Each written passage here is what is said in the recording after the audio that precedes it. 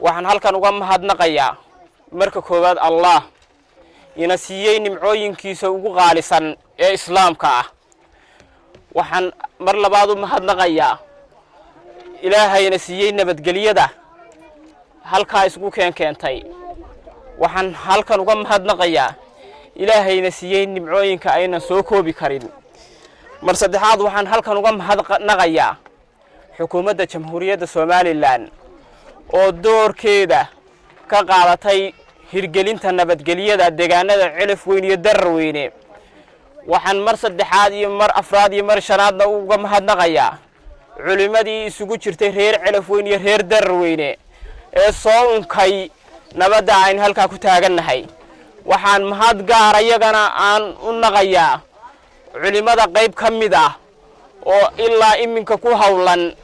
adkaynta nabadgeliyada deegaamada Darar Weyne iyo Cilif Weyn horumarintooda aad iyo aad baan iyagana ugu mahadnaqayaa waxaan kaloo halkan uga mahadnaqayaa gudida nabadgeliyada ee degmada Darar Weyne ee ku hawlan adkaynta xijinta nabadgeliyada halkan waxaan codsi uga soo jeedinayaa xukuumadda jamhuuriyadda Soomaaliland inay ka soo jawaabto assessment-kii ay sameeyeen wasaaradihii shantii wasaaradood ee marayay deegaanka Cilif Weyn iyo Darar Weyne waxaan kaloo halkan baaq uga dirayaa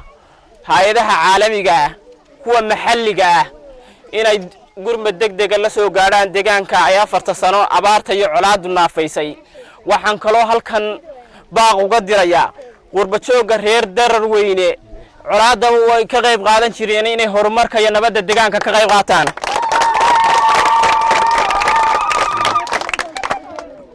xukuumadda wasaaradda arrimaha gudaha taliyaha booliska waxaan ku codsanaynaa in dib u dhis loogu sameeyo saldhigga Darar Weyne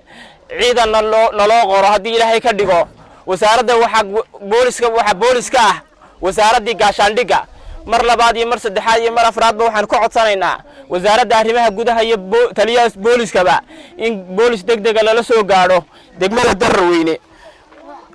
waxaan ka codsanaynaa wasaaradda biyaha deegaankani kuma filla biyo macaana maaha waa biyo aanay cabbi karin bulshada jilicsani waxaan ka codsanaynaa wasaaradda biyaha sida ugu dhaqsiyaha badan inay noo samayso riig macaan haddii ilaahay ka dhigo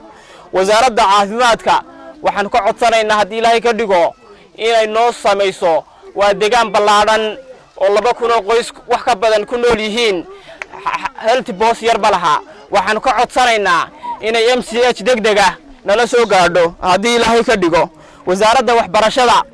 sidii assessment-ka wasaaradda waxbarashada qayb bay ka ahayd waxaan ka codsanaynaa in intaan sanad dugsiyoodkaasi furmin in naloo dayac tiro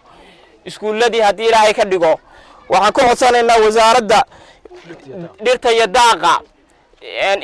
inay gurmad degdeg la soo gaaraan oo aan saacada ku sinayn oo ayaama ku sinayn xaalufinta deegaanka ka jirta dhuxusha deegaankan waxa loo dhoofiyaa carabta wasaaradda shukri xaaji Ismaaciil Baandare waxaan ka codsanaynaa mar labaad iyo mar saddexaad iyo mar afraadba inay soo gaadho geedka nool ee la shidayo ee khaliijka loo dhoofinayo